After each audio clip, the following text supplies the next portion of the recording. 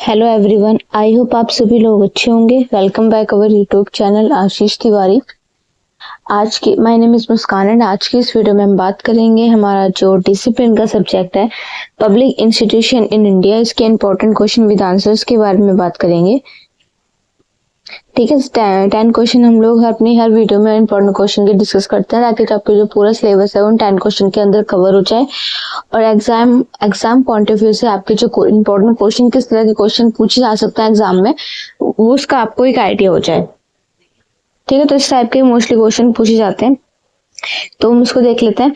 और अगर किसी को ये पीडीएफ बाय करनी है 30 रुपीज पर प्राइस है इस पीडीएफ का, तो डिस्क्रिप्शन में नंबर दिया गया है, उस पर जाकर मैसेज कर लीजिए, वहां से जाकर आप बाय कर सकते हैं। अदरवाइज आप वीडियो देखकर भी पढ़ सकते हैं। ये लेक्चर फ्री है, पीडीएफ आप 30 रुपीज प्राइस है उसको ले सकते हैं अगर किसी को लेना है तो, अदरवाइज आप वीडियो देखकर पढ़ लीजिए। चलिए आगे बढ़ते हैं अपनी वीडियो की तरफ। तो जो हमारा क्वेश्चन नंबर फर्स्ट है उसमें पूछा है कि नागरिकों के जो अधिकार है उसकी रक्षा में भारतीय राष्ट्रीय मानवाधिकार आयोग की इसकी क्या भूमिका रहती है उसके बारे में बात करेंगे। और उसके ऑप्शन में ये है कि मानवाधिकार से आप क्या समझते हो, भारत में जो मानवाधिकार है उसकी सुरक्षा में जो राष्ट्रीय जो मानवाधिकार आयोग है ना उसकी क्या भूमिका रही है उसके बारे में हमें बताना है। मोस्टली दोनों क्वेश्चन में यही पूछा गया है कि जो राष्ट्रीय मानवाधिकार है ना उसकी भूमिका क्या रहती है हमारे अधिकारों में और हमारे जो मानवाधिकार है उसकी सुरक्षा करने में। तो बेसिकली हमें यही बताना है दोनों क्वेश्चनों के अंदर। तो परिचय देख लेते हैं। किसी आपको पता ही होगा कि हर व्यक्ति को जन्म से कुछ हमें जो मौलिक अधिकार है वो हमें संविधान के थ्रू प्राप्त होते हैं, जैसे स्वतंत्रता का अधिकार, ठीक है, शिक्षा का अधिकार, समानता का अधिकार। तो ये सारे अधिकार हैं, ये हमें प्राप्त होते हैं मौलिक अधिकार जब हमारा जन्म हो जाता है उस टाइम से हमें मिल जाते हैं, क्योंकि हमारे संविधान में हर नागरिक को ये अधिकार प्राप्त होते हैं। तो जिन्हें हम मानवाधिकार कहते हैं, जिनको हम मानवाधिकार कहते हैं, और ये अधिकार जैसे जीवन में स्वतंत्रता, समानता और गरिमा जैसे जो मूलभूत जो आधार है, मतलब जो अधिकार है उन पर ये आधारित है। जैसे लोकतांत्रिक देश है ना उसमें नागरिकों के अधिकारों की सुरक्षा करना राज्य का ही कर्तव्य होता है कि सभी नागरिकों को उनके अधिकार उन्हें प्राप्त हो। तो इस बात की जिम्मेदारी राज्य को, मतलब ये राज्य का कर्तव्य होता है कि सभी नागरिकों को उनका अधिकार मिल सके। तो इस उद्देश्य को लागू करने के लिए भारत में जो राष्ट्रीय मानवाधिकार आयोग है NHRC, इसकी स्थापना की गई थी। ये जो मानवाधिकार है ना उसके उल्लंघन करने के मामलों की निगरानी भी करता है और जो पीड़ित जो लोग हैं ना जो शोषण के खिलाफ में शोषण के शिकार हो रहे हैं तो इन लोगों को न्याय दिलाने की कोशिश भी करते हैं। कौन करता है? राष्ट्रीय मानवाधिकार आयोग NHRC। तो मानवाधिकार की संकल्पना के बारे में बात करें तो मानवाधिकार वो अधिकार होते हैं जैसे जाति, धर्म, लिंग, भाषा, राष्ट्र या किसी अन्य आधार पर इनके साथ भेदभाव किया जाता है तो बिना प्रत्येक व्यक्ति को समान रूप से ये सारे प्राप्त होते हैं। तो इनमें से जो मुख्य रूप से जो अधिकार हैं वो हमें इसके अंदर शामिल है, जैसे कि जीवन और व्यक्तिगत स्वतंत्रता का अधिकार, समानता का अधिकार, शोषण से मुक्ति का अधिकार, अभिव्यक्ति की स्वतंत्रता, शिक्षा और स्वास्थ्य का अधिकार भी प्राप्त होता है और धार्मिक स्वतंत्रता का भी अधिकार प्राप्त होता है। तो भारत में जो NHRC है ना, राष्ट्रीय मानव आयोग की स्थापना हुई है उसका उद्देश्य क्या था? तो भारत सरकार ने 1993 में मानव अधिकार संरक्षण अधिनियम के तहत राष्ट्रीय मानव आयोग की स्थापना की थी और ये आयोग एक स्वतंत्र वैधानिक निकाय है जो एक केंद्र और राज्य सरकार द्वारा नागरिकों के मानव अधिकार के उल्लंघन की निगरानी करता है। ये कोई भी उनके अधिकारों का उल्लंघन ना कर सके इस बात की पुष्टि करता है, मतलब सुनिश्चित करता है। तो राष्ट्रीय जो मानवाधिकार आयोग है उसकी भूमिका कार्य क्या है? तो जो मानवाधिकार उल्लंघन की जांच करने से पुलिस अत्याचार, हिरासत में मृत्यु, बाल मजदूरी, जातीय भेदभाव, महिलाओं के खिलाफ हिंसा जैसे मामलों में NHRC है ना ये अपने इसको लेकर कार्य करता है। इनके साथ जो हो रहे भेदभाव, शोषण है इनके खिलाफ आवाज उठाता है, विरोध करता है इनका। सरकारी अधिकारियों की सिफारिश देना, तो जो आयोग है वो सरकार को एक नीतिगत सुझाव देती है जिसके अंदर जो भविष्य में जो मानव अधिकार है उनका उल्लंघन ना हो। इस बात का ध्यान रखते हैं कि भविष्य आने वाले टाइम में जो हमारी आने वाली पीढ़ी है उनके मानव अधिकारों का उल्लंघन ना हो। तो मानव अधिकारों की जागरूकता फैलाना, तो जो आयोग है स्कूल, कॉलेज, समाज में जो मानव अधिकार है वो शिक्षा के लिए कार्यक्रम चलाते हैं जिससे हम लोगों को मानव अधिकारों के लिए जागरूक कर सके। रिपोर्ट तैयार करना और संसद को भेजना, तो NHRC अपनी वार्षिक रिपोर्टों में मानव अधिकार की स्थिति, सुधारों की सिफारिशें उसको प्रस्तुत करती है और संसद को भेजती है। तो अंतर्राष्ट्रीय सहयोग में NHRC जो अन्य देश है ना, राष्ट्रीय अंतर्राष्ट्रीय मानवाधिकार संगठन के साथ मिलकर ये कार्य करती है। अब राष्ट्रीय मानवाधिकार आयोग की उपलब्धियां क्या है, तो हिरासत में जो होने वाली जो मौतें हैं, पुलिस अत्याचारों पे अंकुश लगाने के लिए, मतलब पुलिस अगर किसी को अरेस्ट करती है तो बिना किसी वारंट के वो उनको हाथ नहीं लगा सकती, उनको मार नहीं सकती। लेकिन पहले ऐसा होता था कि पुलिस उनको मार के सच उगलवाती थी, तो वो क्रिमिनल हो या ना हो, लेकिन वो उनके साथ ऐसे ही बिहेव करती थी। तो इन सब पे इनकी जो उपलब्धि है, इस बात का ध्यान रखा गया था कि हिरासत में जो होने वाली मृत्यु है उसका ध्यान रखा गया, और जो पुलिस अत्याचार कर रही थी उसके ऊपर उन्होंने अपनी भूमिका निभाई थी। तो बच्चों और महिलाओं से जुड़े जो मुद्दे हैं उस पर ज्यादा ध्यान केंद्रित किया गया था। कोविड-19 ऐसे संगठन है, इसके समय पारिश्रमिक और जो कमजोर वर्ग के अधिकार है उनकी सुरक्षा की भी मांग को उठाया गया था। तो विकलांग, आदिवासी और जो अन्य वंचित वर्ग के समूह के बच्चे हैं ना, समूह के जो लोग हैं, समस्याओं को सरकार के सामने भी लेकर आए थे इस चीज से रिलेटेड। तो आलोचनात्मक जो मूल्यांकन है, सिफारिश और बाध्यकारी नहीं होती। तो जो NHRC है ना, वो केवल सिफारिश दे सकता है, उन्हें लागू करने की कानूनी बाध्यता उनको प्राप्त नहीं थी।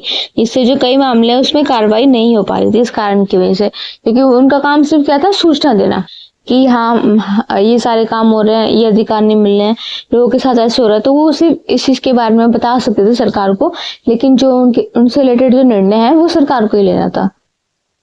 तो इससे जो ऐसे कई जो मामले हैं उनमें देरी हो रही थी।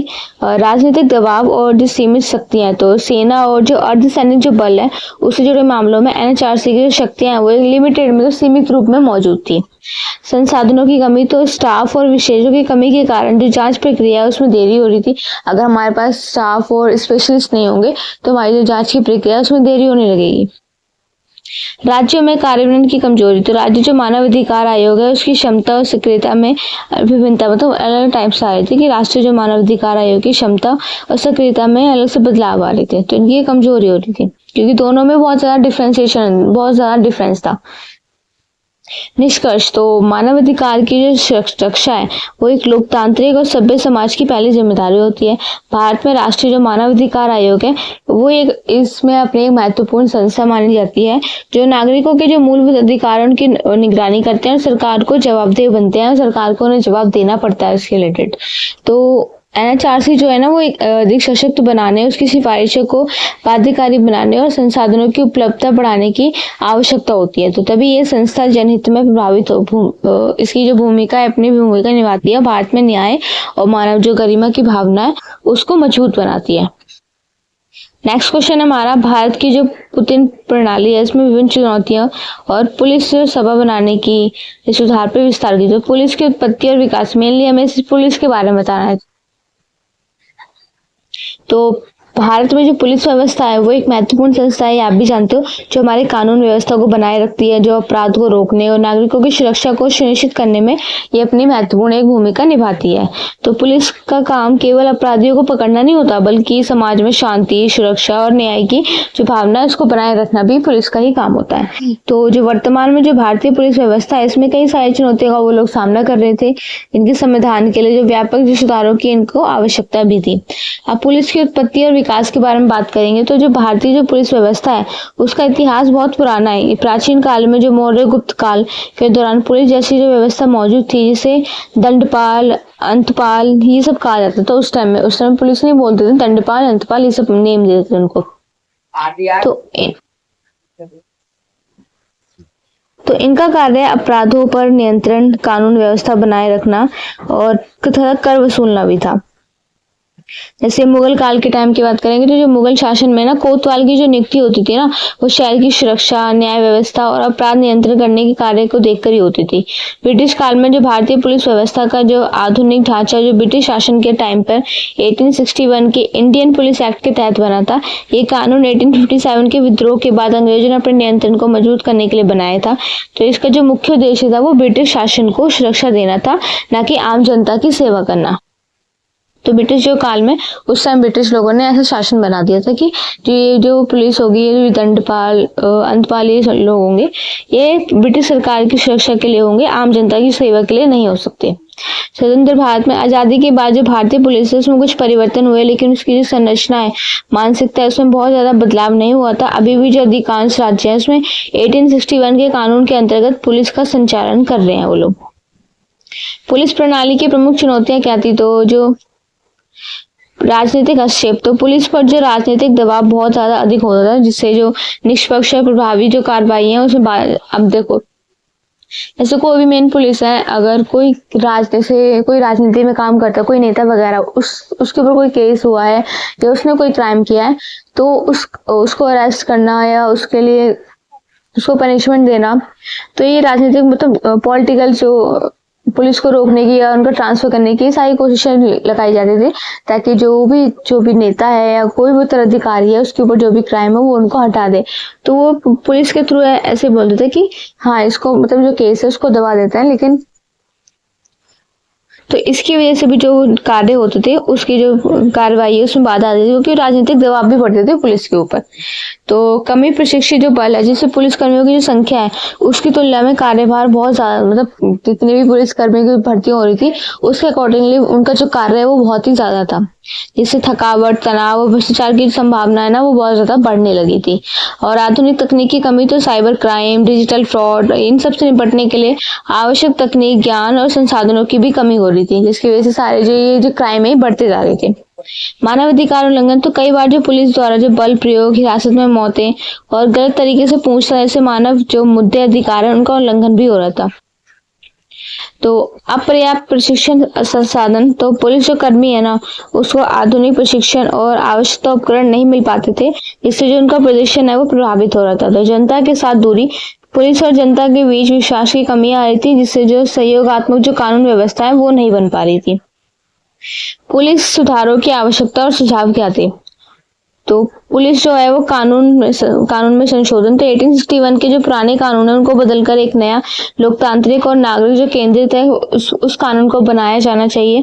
राजनीतिक हस्तक्षेप पर नियंत्रण, तो पुलिस की नियुक्ति, स्थानांतरण, मतलब एक जगह से दूसरी जगह उनको ट्रांसफर कर देना, और पदोन्नति, ऐसे मामलों को जो स्वतंत्र और जो पुलिस कमीशन के अधीन ये सारे कार्य किए जाते थे। तो मानव अधिकारों पे ध्यान, तो पुलिस कर्मियों के जो मानव अधिकार है, जो संवैधानिक मूल्य है, उसकी गहरी समझ दी जाए उन लोगों को। हिरासत में पूछताछ के दौरान न्यायपूर्ण तरीकों से ही उसको अपनाया जाए, मतलब ये मारपीट के द्वारा, इन सब के द्वारा हमें जो अपनी कार्रवाई है उसे स्टार्ट नहीं करनी चाहिए। पहले हमें डिसाइड कर लेना चाहिए कि एग्जैक्टली वो क्रिमिनल है या नहीं। तो इस चीज में भी सुधार होने चाहिए। तो सामुदायिक पुलिसिंग, तो जनता और पुलिस के बीच जो सहयोग बढ़ाने के लिए सामुदायिक पुलिसिंग की जो पहल है वो की जानी चाहिए। ठीक है। 5th है आधुनिक तकनीक का उपयोग, तो पुलिस को साइबर क्राइम, डेटा एनालिटिक्स, निगरानी के लिए आधुनिक जो उपकरण है, प्रशिक्षण है वो उनको प्रोवाइड करनी चाहिए, ताकि इजिली वो इन सब क्राइमों का सोल्यूशन निकाल सके। पुलिस बल की संख्या और सुविधाएं बढ़ाई जाए, हर स्तर पर जो पर्याप्त स्टाफ है, बेहतर वेतन, कार्यस्थल की सुविधाएं और मानसिक जो स्वास्थ्य है उन लोगों के लिए सहायता में उनको प्राप्त करनी चाहिए। न्यायिक निगरानी, तो पुलिस कार्य को पारदर्शिता बढ़ाने के लिए उनकी न्यायिक जो निगरानी है, स्वतंत्र शिकायत तंत्र उसको बनाए रखना चाहिए। निष्कर्ष है कि जो भारतीय पुलिस व्यवस्था है वो एक लंबे इतिहास और विकास यात्रा से गुजरी है, लेकिन आज के बदलते समय में सामाजिक और राजनीतिक तकनीकी परिदृश्य में इस ढांचे में व्यापक सुधार की जो आवश्यकता है वो देखने को मिली है। जब एक जो पुलिस तंत्र निष्पक्ष और आधुनिक जवाबदेह नहीं बनेगी, तब तक ये लोकतंत्र की जड़ें मजबूत नहीं हो पाएंगी, और हमें एक ऐसी पुलिस व्यवस्था की आवश्यकता है जो डर की नहीं बल्कि विश्वास और सहयोग की भावना से सारे काम करे। तो इसके लिए सरकार, न्यायपालिका, नागरिक समाज और खुद पुलिस बल को मिलकर प्रयास करना चाहिए। नेक्स्ट क्वेश्चन है हमारा क्वेश्चन नंबर 3, भारत में सार्वजनिक संस्थानों का विकास और इसके प्रकार को बताना है, और इसके समक्ष जो आई जो विभिन्न चुनौतियां उसके बारे में बताएंगे। सार्वजनिक संस्थाओं की अवधारणा को परिभाषित कीजिए, और सार्वजनिक संस्थाओं का अध्ययन करना क्यों आवश्यक है इसके बारे में बताना है। परिचय देख लेते हैं। सार्वजनिक जो संस्थाएं हैं, जो पब्लिक जो इंस्टीट्यूट्स हैं, किसी भी लोकतांत्रिक व्यवस्था की नींव होती हैं। ये संस्थाएं न केवल शासन को अच्छे से चलाने की जो नीति में बताती हैं, बल्कि ये नागरिकों की जो मूलभूत सेवाएं हैं, आधारित जो इनके अधिकार सुनिश्चित करने में ये हमारी हेल्प करती हैं। तो भारत जैसे लोकतांत्रिक और विविधतापूर्ण देश में सार्वजनिक संस्थाओं का विकास ऐतिहासिक रूप से अनेक चरणों में हुआ है, और इन संस्थानों का जो अध्ययन है वो आवश्यक है, इम्पोर्टेंट है। इसलिए हम ये समझ सकें किस तरह से जनता के लिए कार्य करती है, इनके समक्ष क्या समस्याएं हैं, उन्हें कैसे हल किया जाना चाहिए। सार्वजनिक संस्थाओं की परिभाषा। तो सार्वजनिक संस्था, उसकी अवधारणा है कि वो ये ऐसी जो संस्थाएं होती हैं जो सरकार द्वारा स्थापित की गई होती हैं और जो आम जनता के लिए सेवा प्रदान करती हैं। ये संस्थाएं संविधान, कानून या सरकार के जो आदेश है उनका संचालन करती हैं, उनके आदेशों का मतलब पालन करती हैं और इनका उद्देश्य जनहित में कार्य करना होता है। अध्ययन की आवश्यकता। तो इन संस्थानों की जो कार्य प्रणाली है, पारदर्शिता है, प्रभावशीलता है, इसको समझना होता है। नीतिगत सुधार के लिए आवश्यक जानकारी प्राप्त करना होता है। प्रशासनिक जवाबदेही, लोकतंत्र की जो मजबूती है उसको तैयार करना होता है। संसाधनों के प्रभावी उपयोग और सेवा वितरण की गुणवत्ता में भी सुधार करना होता है। सेकंड पॉइंट है भारत में सार्वजनिक संस्थानों का विकास और प्रकार। तो विकास कैसे हुआ? ब्रिटिश काल में से रेलवे, डाक, न्यायपालिका संस्थान इसकी शुरुआत हुई थी। स्वतंत्रता के बाद संविधान के तहत संसद, राष्ट्रपति, सुप्रीम कोर्ट, चुनाव आयोग, इन सब की स्थापना हुई थी। और जो नवाचार, जो आर्थिक उदारीकरण के बाद NITI Aayog, UGC, try, SBI, SEBI जैसे जो नियामक और जो शैक्षणिक संस्थान है इनका विकास हुआ। तो जो सार्वजनिक संस्थान है उसके प्रकार क्या है? सार्वजनिक संस्थाएं जैसे संसद, राष्ट्रपति, सुप्रीम कोर्ट, चुनाव आयोग, नियंत्रण और महालेखा परीक्षण CAG, ये सारे आते हैं इसमें संवैधानिक संस्थाओं के अंदर। और वैधानिक निकायों के अंदर से राष्ट्रीय मानवाधिकार आयोग, सूचना आयोग, केंद्रीय सतर्कता आयोग, ये सभी इसके अंडर में आते हैं। नियमात्मक संस्थाएं जैसे भारतीय रिजर्व बैंक, RBI और SBI, दूरसंचार नियमात्मक प्राधिकरण, ठीक है।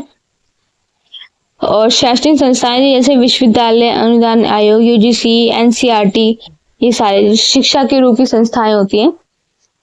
स्वायत्त संस्थाएं जैसे नीति आयोग, IITS, IIMS और सार्वजनिक उपक्रम जैसे ONGC, LIC, BHE।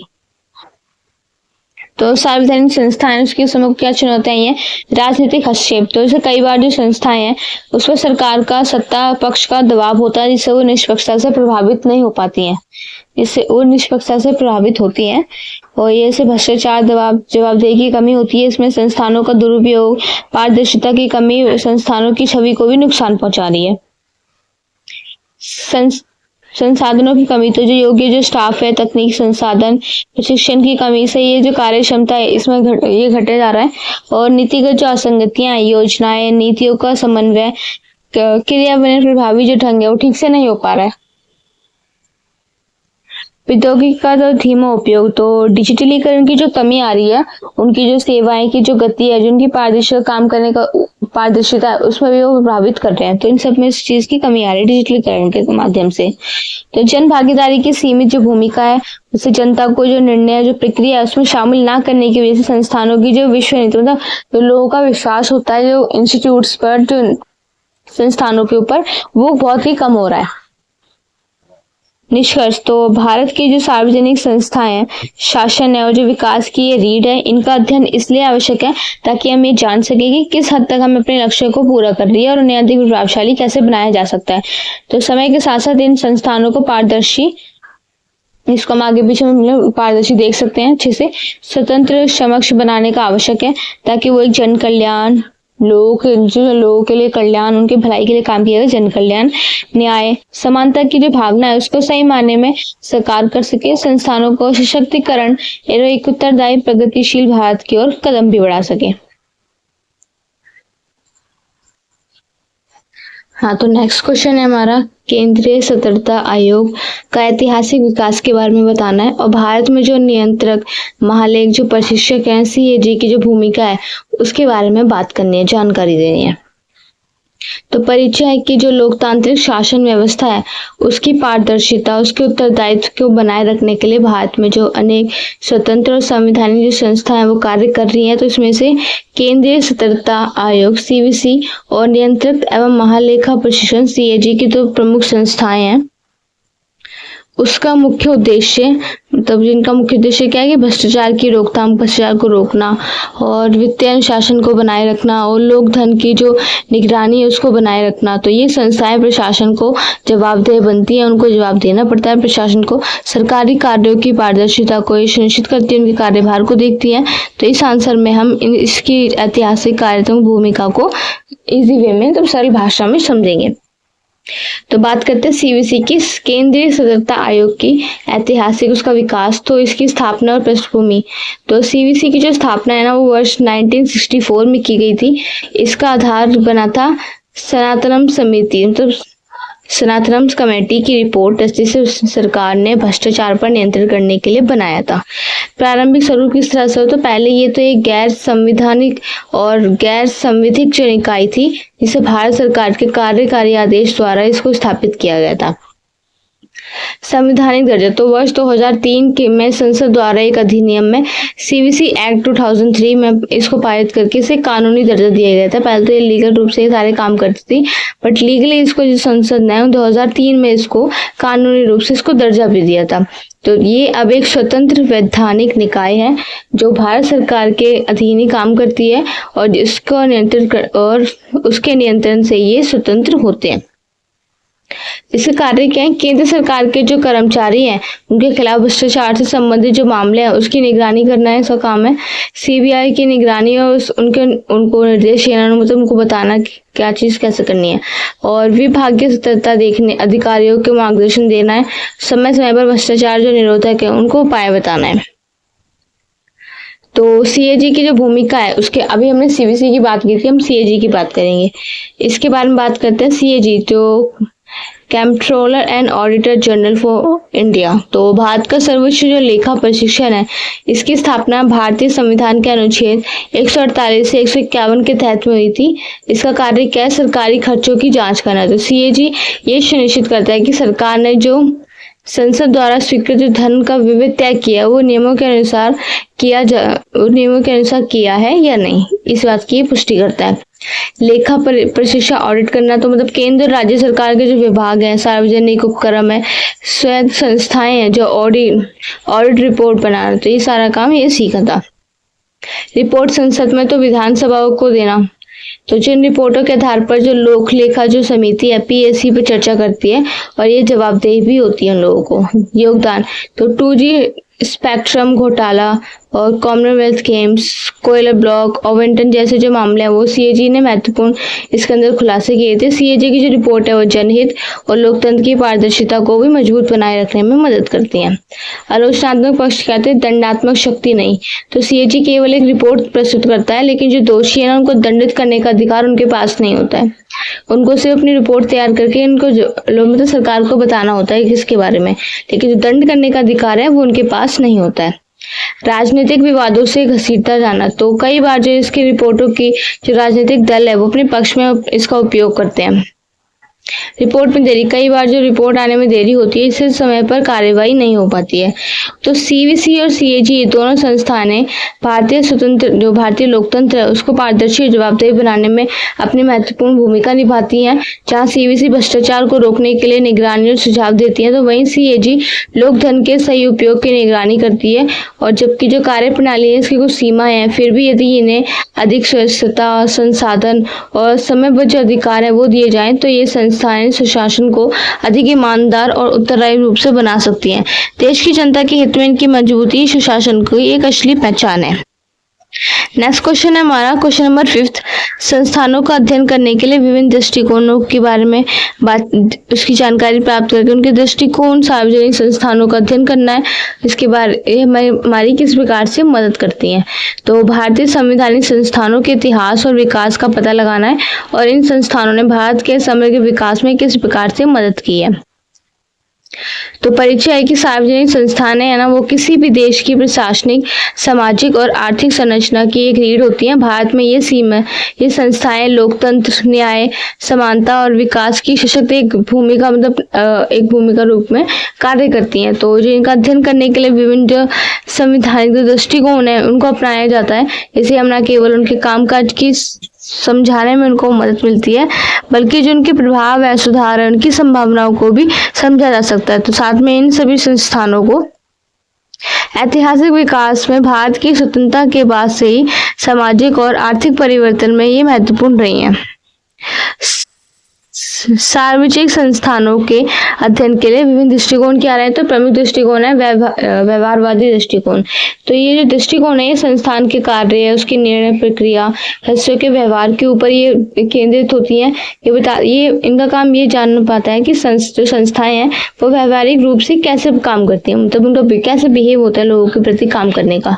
संरचनात्मक कार्यक्रम दृष्टिकोण, तो इस दृष्टिकोण में संस्थानों की संरचना है उनके द्वारा निभाए गए कार्यों का अध्ययन किया जाता है कि संसद का जो उद्देश्य है कानून बनाना, चुनाव आयोग का उद्देश्य है निष्पक्ष चुनाव करवाना, तो ये अपने कार्य सही रूप से कर रहे हैं या नहीं। संस्थागत दृष्टिकोण, तो ये परंपरागत दृष्टिकोण है, इसमें संस्थानों की जो उत्पत्ति है, कानूनी ढांचा और संवैधानिक जो भूमिका है उसको सही रूप से समझाना होता है। सामाजिक और आर्थिक दृष्टिकोण के अंदर तो इन संस्थानों को समाज और अर्थव्यवस्था के संदर्भ में देखा जाता है। शिक्षा संस्थानों का समय पर प्रभाव और बैंकों का आर्थिक विकास में योगदान करना। महत्व, तो इन दृष्टिकोणों से हम ये जान पाते हैं कि संस्थाएं कैसे काम करती हैं, उनके कामकाजों की क्या सीमाएं हैं, जनता पर उनके क्या प्रभाव पड़ते हैं और संस्थागत जो सुधार है उसकी क्या आवश्यकता है। तो सेकंड पॉइंट है भारत में सार्वजनिक संस्थानों का इतिहास, तो विकास और योगदान। तो इतिहास और विकास है कि ब्रिटिश काल में जो प्रारंभिक संस्थाएं हैं, प्रशासनिक व्यवस्था, रेलवे, डाक व्यवस्था, न्यायालय जैसे संस्थान है, उसकी शुरुआत ब्रिटिश काल के अंदर ही हुई थी। और स्वतंत्रता के बाद जो संस्थागत विकास है, संविधान लागू होने के बाद संसद, सुप्रीम कोर्ट, चुनाव आयोग, CAG, UPSC, योजना आयोग, ये सारी जो नीति आयोग की व्यवस्थाएं हैं, संस्थाएं, इनका विकास हुआ था स्वतंत्रता के बाद। और आधुनिक युग में डिजिटल और नियमात्मक संस्थाओं का विकास हुआ था, जैसे RTI आयोग और राष्ट्रीय मानव अधिकार आयोग, राष्ट्रीय महिला आयोग और TRI, UGC जैसी संस्थाएं नए दौर की आवश्यकताओं के अनुसार इनको विकसित किया गया था आधुनिक काल के अंदर। तो समग्र जो विकास है उसमें क्या भूमिका रही है? लोकतंत्र की मजबूती की बात करें तो संसद, चुनाव आयोग, न्यायपालिका जैसी संस्थाएं ये लोकतांत्रिक प्रक्रियाओं को निष्पक्ष रूप से काम करवाती हैं। और जो आर्थिक विकास है, RBI, SBI जो नीति आयोग है, सार्वजनिक बैंक और योजनागत जो संस्थान है उसकी अर्थव्यवस्था को नियंत्रित करने के लिए हमें मार्ग दिखाती है। सामाजिक न्याय और अधिकारों की सुरक्षा, तो जो मानव अधिकार आयोग है, सुनिश्चित जाति जनजाति आयोग है, महिला आयोग है, ये सारे संस्थान सामाजिक समानता सुनिश्चित करते हैं, इनका ये काम होता है। शिक्षा और स्वास्थ्य में UGC, NCERT, AICTE, ICMR, AIIMS जैसी संस्थाएं शिक्षा और स्वास्थ्य के क्षेत्र में गुणवत्ता और भी इनकी ऊंची पहुंच करवा, मतलब ध्यान रखा जाता है इनकी जो गुणवत्ता है उसमें कोई कमी नहीं आनी चाहिए और इनको बेहतर से बेहतर तरीके से और भी बढ़ावा दिया जाता है। तो निष्कर्ष है इसका, जो भारत की जो सार्वजनिक संस्थाएं हैं वो न केवल प्रशासनिक व्यवस्था का आधार है बल्कि ये देश के सामाजिक, आर्थिक और लोकतांत्रिक विकास की धुरी भी है। इसका अध्ययन विभिन्न दृष्टिकोणों से कम करने, मतलब इससे करने से हमें इनके कार्य, प्रभाव और सुधार की जो दिशा है ना उसको बेहतर तरीके से हम समझ सकते हैं। साथ में इन संस्थानों ने भारत में समावेशी विकास, जवाबदेही, जन कल्याण को साकार बनाने में अपनी एक अहम भूमिका निभाई है। और इन संस्थान को जो संस्था है इनको स्वतंत्र, पारदर्शिता और जन सहभागिता के साथ मजबूत किया जाता है तो भारत एक अधिक उत्तरदायित्व और सशक्त राष्ट्र बन सकता है। ठीक है, नेक्स्ट क्वेश्चन हमारा क्वेश्चन नंबर 6। हाँ, तो हमारा क्वेश्चन नंबर 6 है, नीति आयोग का क्या अर्थ है? नीति आयोग और योजना आयोग के बीच में क्या अंतर है, ये बात बतानी है। और नागरिकों के जो अधिकार है उसकी सुरक्षा के संबंध में राष्ट्रीय मानवाधिकार आयोग की क्या भूमिका रही है? आलोचनात्मक प्रशिक्षण कीजिए। तो परिचय देख लेते हैं। भारत में जो लोकतंत्र को मजबूत करने में नागरिकों के जो अधिकार है उसकी सुरक्षा के लिए अनेक संस्थाएं, नीतिगत आयोग की स्थापना की गई है, जिसमें जो प्रमुख जो संस्थाएं हैं जैसे नीति आयोग जो देश के आर्थिक और सामाजिक विकास के लिए नीतियां बनाती है, और जो राष्ट्रीय मानवाधिकार आयोग है ये नागरिकों के जो मौलिक हैं और जो मानवाधिकार है उनकी सुरक्षा करना इनका काम होता है। तो ये दोनों संस्थाएं अपने क्षेत्र में अत्यंत महत्वपूर्ण भूमिका निभाती हैं। इस आंसर में हम नीति आयोग के अर्थ, उनके योजना आयोग के क्या अंतर है उनके बीच में, और साथ ही NHRC की जो भूमिका है उसको पढ़ेंगे, उसकी आलोचना उसके ऊपर जो जानकारी है वो प्राप्त करेंगे। पहले देखते हैं नीति आयोग का अर्थ और योजना आयोग में क्या अंतर है। तो नीति आयोग क्या है? तो NITI Aayog national institution for transforming India, NITI Aayog की जो स्थापना है वो 1 जनवरी 2015 में योजना आयोग को समाप्त योजना आयोग को समाप्त करके कर दी गई थी। तो उसकी जगह एक नया विचारशील एवं समावेशी संस्थान बनाया गया था। इसका उद्देश्य था नीति निर्माण में राज्य की भागीदारी, आधुनिकीकरण और डेटा आधारित जो योजना है उसको बढ़ावा देना है। एक टेबल के थ्रू हम समझ लेते हैं दोनों में क्या डिफरेंस है। तो जो नीति आयोग है और ये योजना आयोग है, इन दोनों के बारे में पढ़ेंगे। स्थापना कब हुई थी? योजना आयोग की 1950 में हुई थी, नीति आयोग की 2015। तो योजना आयोग पहले आई थी, नीति आयोग बाद में आई थी। योजना आयोग खत्म करके ही नीति आयोग को लाया गया था। तो प्रमुख जो उद्देश्य है, ये 5 वर्षीय योजनाएं बनाना काम था इसका। ये नीति सुझाव मतलब ये योजनाओं के बारे में बताती थी। सहकारी संघवाद इसको बढ़ाना था। प्रणाली क्या थी? केंद्रीकृत योजना व्यवस्था की इसकी प्रणाली थी। ये भागीदारी और लचीली कार्य प्रणाली थी। ये राज्यों की जो भूमिका है इसमें सीमित थी। इसमें अधिक जो भागीदारी और सहयोग भी दे सकते थे नीति आयोग के अंदर। तो वित्तीय जो शक्ति है, जैसे राज्य को अनुदान देने का अधिकार था इसमें, लेकिन कोई वित्तीय अधिकार नहीं था नीति आयोग में। संचालन शैली में टॉप डाउन होता था, लेकिन इसमें बॉटम अप होता था। तो नीति आयोग राज्यों के साथ मिलकर विकास योजनाओं पर कार्य करता था, जिससे जो सहकारी संघवाद है उसको मजबूती भी मिलती थी। राष्ट्रीय मानवाधिकार आयोग की भूमिका और आलोचना की बात करें तो जो NHRC की स्थापना वो 1993 में मानवाधिकार संरक्षण अधिनियम के लिए हुई थी, जिसका उद्देश्य था नागरिकों के जीवन, स्वतंत्रता और गरिमा के और सुरक्षा से संबंधित अधिकारों की सुरक्षा करना और उनके उल्लंघन की स्थिति में कार्यवाही भी करना। तो जो प्रमुख जो भूमिका और कार्य थे, मानवाधिकार आयोग के जो जांच है, मतलब उनके जो मानवाधिकार के जो अधिकार है उनका उल्लंघन किया जा रहा है उसके बाद की जांच करने का काम था उनका। सरकारी संस्थाओं को सुझाव देना था। मानवाधिकारों पर रिपोर्ट तैयार करके बताना था। और जो पुलिस हिरासत में मृत्यु, बल प्रयोग, उत्पीड़न की जो घटना है उसकी जांच भी करनी थी। मानवाधिकार शिक्षा और जागरूकता को भी फैलाना था लोगों तक। आलोचनात्मक मूल्यांकन सकारात्मक पक्ष क्या थे? तो NHRC ने समय समय पर पुलिस अत्याचार, बलात्कार, बाल श्रम, हिरासत में जो मृत्यु हो रही थी ऐसे मामलों में, इन सब में संज्ञान लेकर एक उचित कार्रवाई भी शुरू कर दी गई थी। इसके लिए सरकार को अपडेट किया जाएगा कि जो भी मतलब पुलिस लोग हैं, जो भी पुलिस वगैरह है, वो बलात्कार, ये सारी जो हमारे जो देश में मतलब हमारे राज्य में ये सारी जो चीजें वो बढ़ रही है और हिरासतों में भी काफी ज्यादा मृत्यु हो रही है लोगों की। तो इसने जो नागरिक है उन अधिकारों के प्रति जागरूक करने में इसमें अपनी एक अहम भूमिका भी निभाई है। इसने NHRC ने, राष्ट्रीय मानवाधिकार निधि ने। सीमाएं और चुनौतियां क्या है? तो निर्णय वो बाध्यकारी नहीं होते, क्योंकि NHRC केवल सिफारिशी दे सकता है। वो दंड देना और निर्णय लेना उनके लिए ये उनके हाथ में नहीं था। तो राजनीतिक हस्तक्षेप का खतरा, तो आयोग की जो नियुक्ति है वो सरकारी करती है। जो निष्पक्षता पर प्रश्न उठ सकते हैं इसके लिए, क्योंकि मोस्टली इसके अंदर राजनीति का जो हस्तक्षेप है वो होता ही रहता है। तो बड़ी संख्या में लंबित मामले, तो संसाधनों की कमी, स्टाफ की कमी के कारण कई मामलों में जो न्याय मिलने में देरी हो जाती है। 4th पॉइंट है सशस्त्र बलों से जुड़े जो मामले हैं उसमें सीमित अधिकार। तो NHRC सेना में जुड़े जो मानव अधिकार उनके उल्लंघन की पूरी जांच नहीं हो पाती है, इससे जो पीड़ित लोग हैं उनको न्याय नहीं मिल पाता है। निष्कर्ष, तो नीति आयोग और राष्ट्रीय मानव अधिकार आयोग दोनों ने ही आधुनिक भारत की शासन व्यवस्था है उसमें 2 महत्वपूर्ण स्तंभ है। नीति आयोग ने जहाँ राज्य के साथ मिलकर विकास नीति की नई सोच दी है, तो वहीं पर राष्ट्रीय मानवाधिकार आयोग ने नागरिकों के जो मौलिक अधिकारों की सुरक्षा में अपनी भूमिका निभाई है। तो NHRC की जो कानून जो कार्यात्मक रूप से अधिक सशक्त बनाए जाने की आवश्यकता है, उसको नीति आयोग ने कोई भी नीति को जमीनी स्तर तक पहुंचाने की चुनौतियों पर ध्यान देना होगा, ताकि ये दोनों संस्थाएं पारदर्शिता, जवाबदेही, समावेशिता के साथ कार्य करें और भारतीय लोकतंत्र प्रशासनिक व्यवस्था को और भी ज्यादा मजबूत बना सके। क्वेश्चन नंबर 7 है, भारत में स्वतंत्र और निष्पक्ष चुनाव कराने में भारत के जो निर्वाचन आयोग आएगा यहाँ पे, ठीक है, उसकी भूमिका में चर्चा कीजिए। और भारत के जो चुनाव आयोग, ये मिसप्रिंट हो गया, भारत के जो चुनाव आयोग की भूमिका और कार्यों का आलोचनात्मक मूल्यांकन भी कीजिए। तो भारत जो परिचय है कि भारत जो दुनिया का सबसे बड़ा लोकतंत्र देश माना जाता है। इसे लोकतंत्र की सफलता के प्रमुख आधार पर स्वतंत्र और निष्पक्ष चुनाव प्रणाली ही है, और इस प्रणाली का संचालन करने वाला सर्वोच्च जो संवैधानिक निकाय है वो है भारत का निर्वाचन आयोग, इलेक्शन कमीशन ऑफ इंडिया। तो ये आयोग संविधान के अनुच्छेद 324 के तहत स्थापित किया गया था। तो इसमें बताया, इसके मुख्य कार्य ये थे, ये सुनिश्चित करना काम था इनका कि जो देश में चुनाव वो निष्पक्ष, स्वतंत्र और पारदर्शी, शांतिपूर्वक ढंग से संपन्न हो सके।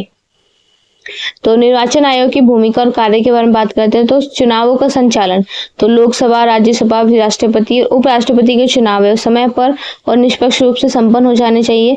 इसके लिए जो आयोग है वो चुनाव कार्यक्रम, नामांकन प्रक्रिया, मतदान, मतगणना की तिथियां, ये सभी चीजें वो तय करता है। इसके लिए आदर्श और आचार संहिता लागू करना, तो चुनाव की जो घोषणा होती है ना, आयोग आदर्श आचार संहिता लागू करता है ताकि सत्ता में जो बैठी पार्टी चुनाव है उसमें कोई भी अनुचित लाभ ना उठा सके इसका।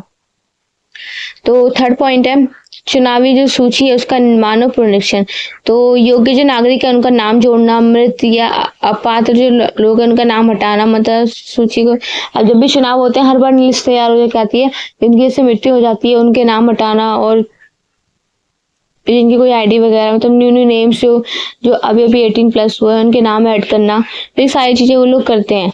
जिनके मतलब वोटर आईडी बन चुके हैं तो उनके नाम न्यू ऐड करना, योग्यताओं के नाम ऐड करना, जिन लोगों की मृत्यु हो गई उन लोगों के नाम हटाना, पात्र जो लोग हैं उन लोगों के भी नाम हटाना मतदाता सूची के अंदर। राजनीतिक दलों का पंजीकरण और निगरानी, तो जो आयोग है वो राजनीतिक दलों का पंजीकरण करता है, उनकी गतिविधियों के ऊपर भी निगरानी करता है। चिन्ह आवंटन पर भी निर्वाचन आयोग का ही अधिकार होता है।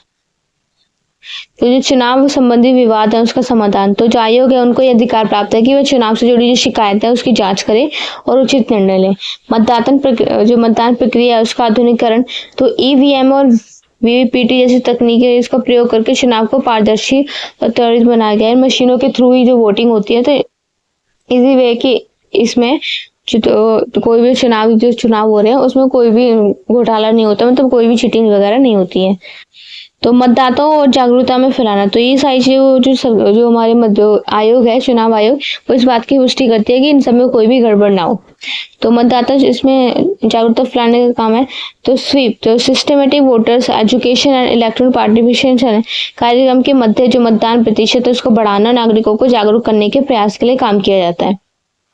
चुनाव आयोग की आलोचनात्मक विवेचना, तो जो चुनाव आयोग है उसका योगदान बहुत महत्वपूर्ण है, लेकिन उसके कामकाज को लेकर कुछ आलोचनाएं भी सामने आती है। स्वतंत्रता पर सवाल, तो चुनाव आयोग की जो नियुक्ति है वो प्रक्रिया पूरी तरह से स्वतंत्र नहीं है। तो अभी तक जो सरकार है ना उसका काम किया है कि चुनाव आयोग की जो नियुक्ति करती है ना इसकी निष्पक्षता पर प्रश्न उठते हैं। जैसे हाल में सुप्रीम कोर्ट ने नियुक्ति में एक समिति बनाए जाने का सुझाव दिया था, तो जिसमें प्रधानमंत्री, नेता विपक्ष और जो मुख्य न्यायाधीश है वो सभी इसके अंदर शामिल थे। तो चुनाव खर्च पर नियंत्रण की कमी, तो जो प्रत्याशी द्वारा जो तय सीमा से अधिक जो खर्च किए जाने वाले जो मामले हैं उसमें आयोग की जो पकड़ है वो कमजोर रही है। चुनाव आचार संहिता का उल्लंघन, तो कई बार जो सत्ताधारी दल है द्वारा आचार संहिता के उल्लंघन के मामलों में आयोग का जो रवैया है वो नरम और पक्षपात रूप से प्रेरित दिखाई देता है। तो फेक न्यूज और सोशल मीडिया, तो जो फर्जी खबरें हैं सोशल मीडिया पर प्रचार, इसको नियंत्रित करने में आयोग को अब भी बेहतर रणनीति अपनाने की जरूरत पड़ती है। तो निष्कर्ष है कि भारत का जो निर्वाचन आयोग तंत्र है वो लोकतंत्र की रक्षा करने के लिए अपनी भूमिका निभाते हैं। इसकी वजह से ही भारत में हर नागरिक को मतदान का अधिकार और अवसर मिलता है।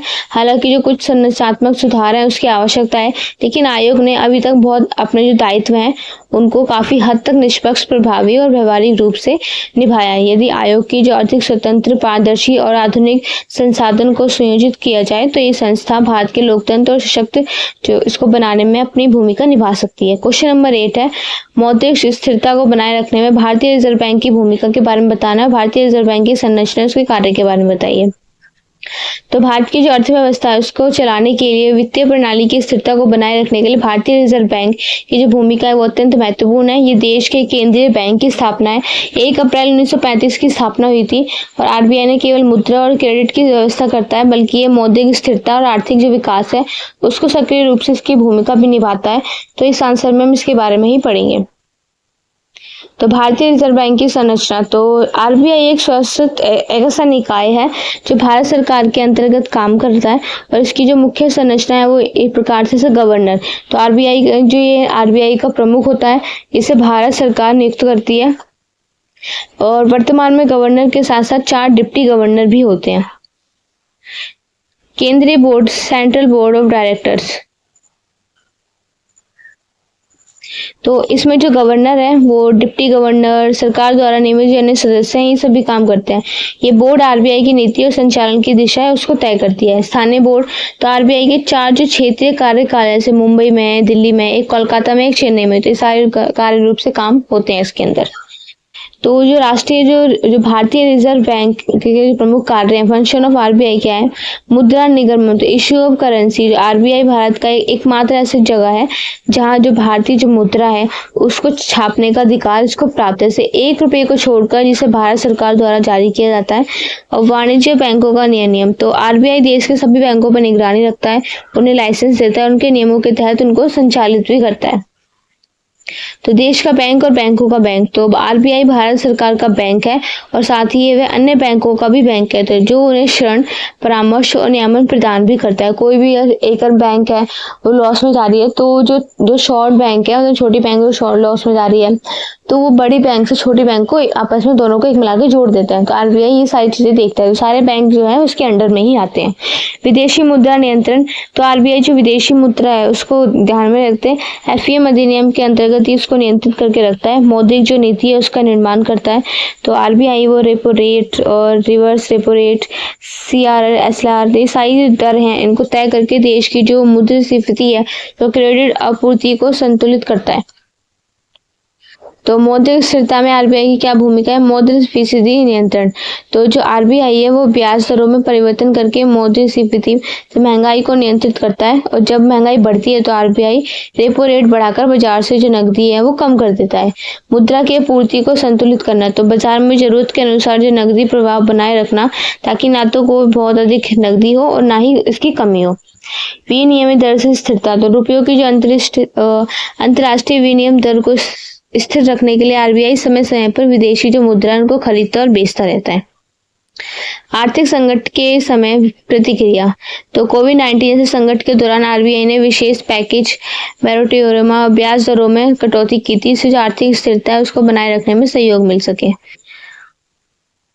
निष्कर्ष है, भारतीय रिजर्व बैंक ने न केवल जो मुद्रा का प्रबंधन किया करते हैं, बल्कि देश की जो अर्थव्यवस्था है उसको स्थिर, संतुलित और विकासशील बनाए रखने में अपनी महत्वपूर्ण भूमिका निभाता है। इसकी संरचना और कार्यशैली जो प्रणाली है वो पारदर्शी और नियमित आधारित जो मुद्रिका है उसको बनाए रखने में आरबीआई के रेपो रेट नियंत्रण, विदेशी जो मुद्रा प्रबंधन है, मुद्रास्फीति नियंत्रण जैसे कदम है उसकी अर्थव्यवस्था की एक रीढ़ है। यदि आरबीआई सशक्त और स्वतंत्र रूप से काम करते हैं तो भारत की जो आर्थिक व्यवस्था है उसको स्थिर और मजबूत बनी रहेगी उसकी। क्वेश्चन नंबर 9 है, सहकारी संघवाद की जो भारत सरकार है उसको बनाने की नीति आयोग की स्थापना की गई है। इस कथन के प्रारंभ में योजना आयोग और नीति आयोग के कार्यों के बीच में अंतर बताना है। और भ्रष्टाचार की रोकथाम के प्रशासन की सूची बनाए रखने के लिए जो केंद्रीय जांच ब्यूरो उसके सामने आने वाली क्या चुनौतियां थी? तो भारत परिचय है कि भारत जैसे जो विशाल लोकतांत्रिक देश है उसमें जो अच्छी शासन व्यवस्था, पारदर्शिता बनाए रखने के लिए 2 महत्वपूर्ण संस्थाएं उसकी चर्चा जरूरी है। कौन सी है? वो नीति आयोग और CBI, central bureau of investigation. तो जहाँ नीति आयोग जो आयोग है वो राज्य के साथ सहयोग और विकास का काम करती है, तो वहीं सीबीआई का काम भ्रष्टाचार, घोटाले और अपराधों की निष्पक्ष जांच करना होता है। तो ये दोनों संस्थाएं अपने कार्य क्षेत्र, चुनौतियां इनकी अलग अलग है और लोकतंत्र की मजबूती और शासन की सुचिता करना इनका विशेष योगदान रहता है। तो योजना आयोग और नीति आयोग के बीच अंतर स्पष्ट करना है और ये सहकारी संघवाद की दिशा में क्या बदलाव हुआ है। तो योजना आयोग की जो स्थापना 1950 में हुई थी, जबकि जो नीति आयोग है उसकी स्थापना 2015 में की गई थी। इन दोनों के जो कार्य हैं दृष्टिकोण में काफी महत्वपूर्ण अंतर बताए गए हैं। मैंने ऊपर भी ऐसे अंतर बताए थे, केंद्रीकृत योजना प्रणाली होती है इसमें, और सहकारी संघवाद आधारित नीति निकाय होती है। योजनाएं बनाना और राज्य को अनुदान देना होता है। नीतियों में मार्गदर्शन, सलाह, डेटा और आधारित सुझाव देना।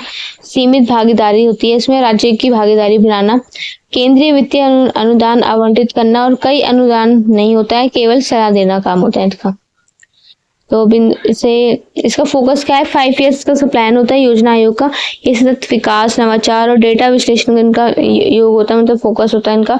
लचीलापन, ये संरचित और कठोर प्रणाली होती है। ये लचीली और संवादात्मक कार्यशैली के रूप में काम करती है। तो नीति आयोग की जो जरूरत है स्थानीय समस्याओं के अनुसार नीतियां बनाने में मदद करती है, जिससे सहकारी संघवाद है उसकी भावना मजबूत होती है। भ्रष्टाचार की रोकथाम में सीबीआई की चुनौतियां, तो जो भ्रष्टाचार की रोकथाम में सीबीआई की चुनौतियां हैं, तो भारत की जो प्रमुख जांच है, ये सीबीआई भारत की प्रमुख जांच एजेंसी है, ये आपको पता है, जो भ्रष्टाचार, धोखाधड़ी, घोटाले और जो गंभीर अपराध है उसकी जांच करती है। लेकिन इसके कार्य करने में कई चुनौतियां आती हैं। मुख्य चुनौतियां क्या क्या आती हैं? जैसे राजनीतिक दबाव। तो कई बार जो सीबीआई है, सीबीआई पर आरोप लगता है कि वह सरकार के दबाव में आकर काम करती है और इससे उनकी स्वतंत्रता और निष्पक्षता पर भी सवाल उठते हैं। जांच की देरी में, तो कई मामलों में जांच बहुत लंबी हो चलती है, जिस कारण से न्याय में देरी होती है और जनता का जो भरोसा है वो इनके ऊपर से कम होता रहता है। राज्यों से अनुमति की बाध्यता। तो सीबीआई को किसी भी राज्य में जांच करने के लिए उस राज्य की अनुमति लेनी होती है, जिससे जो कई बार जांच जो है वो प्रभावित होती है और कुछ राज्यों ने इसे अनैच्छिक एजेंसी, तो रिक्रूटमेंट एजेंसी भी कहा है। तो कर्मचारी की कमी। तो तकनीकी और पेशेवर जो कर्मचारी, इसकी कमी के कारण जो जांच की गति है, जो गुणवत्ता है, वो भी प्रभावित होती है। लोकपाल जैसी संस्थानों का तालमेल। तो जो लोकपाल, सतर्कता आयोग जैसी जो अन्य संस्थाएं, इसके साथ समन्वय कठिनाइयां आती हैं। तो ये जो समस्याएं ये दिखाती हैं कि भ्रष्टाचार से लड़ने के लिए केवल संस्थानों का होना जरूरी नहीं होता, बल्कि स्वतंत्रता, संसाधन और जो राजनीतिक इच्छा शक्ति है, इसका भी होना बहुत जरूरी होता है। निष्कर्ष है कि नीति आयोग और सीबीआई दोनों ही भारत के लोकतंत्र को मजबूत बनाने में महत्वपूर्ण संस्थाएं हैं दोनों। और जो नीति आयोग है, राज्यों के सहयोग से विकास की नई सोच को लेकर आया है। इससे सहकारी संघवाद को एक नया जीवन मिला है। वहीं सीबीआई भ्रष्टाचार से लड़ने की अग्रणी एजेंसी है, जिसके सामने कई संस्थागत और राजनीतिक चुनौतियां हैं वो देखने को मिलती है। यदि संस्थानों की स्वतंत्रता, पारदर्शिता और जनता का समर्थन मिले तो वे सुशासन और ईमानदारी का आदर्श एक उदाहरण बन सकती है। क्वेश्चन नंबर 10 है, निम्नलिखित में से किन्हीं 2 पर संक्षिप्त टिप्पणी लिखनी है। हम सबको कवर करेंगे। आप क्वेश्चन में ऐसे आएगा, निम्नलिखित में से किसी 2 पर लिखिए, किसी 3 पर लिखिए, ठीक है। तो ये कौन कौन से पूछेगा इसमें? सार्वजनिक संस्थानों के दृष्टिकोण, सहकारी संघवाद, नीति आयोग, मुख्य चुनाव आयोग की नियुक्ति और स्वीप।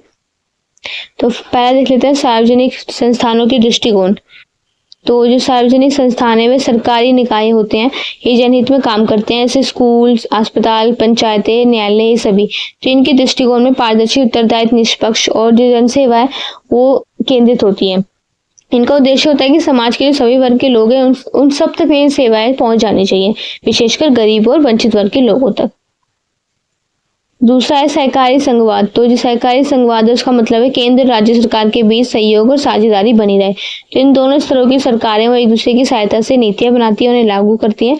तो भारत में जो नीति आयोग है इसका एक अच्छा उदाहरण है, जो राज्य को निर्णय प्रक्रिया में भी भागीदारी देती है। नीति आयोग। तो जब 2015 में जो नीति आयोग, जो ये योजना आयोग की जगह इसने बनाई थी, विचारशील नीति आयोग है। इसका जो उद्देश्य है वो केंद्र राज्य सरकार के साथ मिलकर काम करना, उनकी रणनीतियां बनाना और सहकारी प्रतिस्पर्धा संघवाद को बढ़ावा देना। नीति आयोग राज्यों की रैंकिंग और योजनाओं की जो जानकारी है, डेटा आधारित जो सुझाव है उसको देने का काम करती है ये। तो मुख्य चुनाव आयोग की नियुक्ति। तो भारत में जो चुनाव आयोग है उसकी नियुक्ति राष्ट्रपति द्वारा की जाती है। 2023 के बाद इसमें सुधार हुआ था। अब नियुक्ति एक समिति के माध्यम से होती है। इसमें प्रधानमंत्री, नेता प्रतिपक्ष और भारत के जो प्रमुख न्यायाधीश हैं वो शामिल होते हैं। इसका उद्देश्य है कि नियुक्ति प्रक्रिया को जो निष्पक्ष और पारदर्शी बनाना है। तो ये स्वीप। तो स्वीप की बात करें तो ये भारत निर्वाचन आयोग द्वारा चलाया गया एक कार्यक्रम है, जिसका उद्देश्य मतदाताओं में मतदान के प्रति उनको जागरूकता फैलाना, भागीदारी को बढ़ाना, कि सभी को वोट देना चाहिए। इससे जो मतदान प्रक्रिया है, जो मतदाता सूची है, जो ईवीएम है, वीवीपीएटी है, इसके बारे में जनता को और भी जानकारी मिल सके, लोगों को पता हो इन सब चीजों के बारे में। और इसका जो मुख्य लक्ष्य है सबका मत और सबका अधिकार। तो मतलब मतदान सबका ही अधिकार है। तो हमारा ये क्वेश्चन है, ये हमारे जो सारे 10 क्वेश्चन है कंप्लीट हो गए। किसी का कोई डाउट है तो कमेंट बॉक्स में पूछ सकता है। और नेक्स्ट आपका कौन सा एग्जाम है ये आप मुझे कमेंट बॉक्स में बता दीजिए। मिलते हैं हमारी नेक्स्ट वीडियो में। ये किसी को अगर बाय करनी है तो डिस्क्रिप्शन में नंबर दिए गए हैं, वहां से जाकर आप बाय कर सकते हैं। 30 रुपीज का प्राइस है, छोटा सा इन्वेस्टमेंट है। अगर आपको नहीं करना तो आप वीडियो देखकर भी अपनी पढ़ाई कर सकते हो, अपने एग्जाम की तैयारी कर सकते हो। ओके, मिलते हैं हमारी नेक्स्ट वीडियो में। Thank you for watching. All the best for your exam.